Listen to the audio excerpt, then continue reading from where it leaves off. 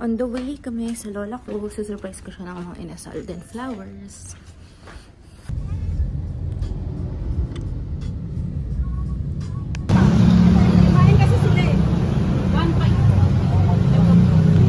She left me. Ano na lang, oo. Isa muna. Hanggang ano oras po ba to? Mamaya pa naman. Ano? Yun na lang. Ano ba sa lola ko? Ito yung binili namin. Teddy bear. Ngayon punta kami sa mga inasal to pick up food. Yan na, for pick up. Okay.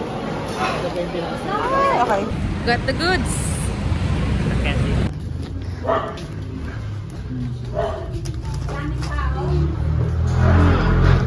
Na, the Valentine's. Thank you. Teddy bear.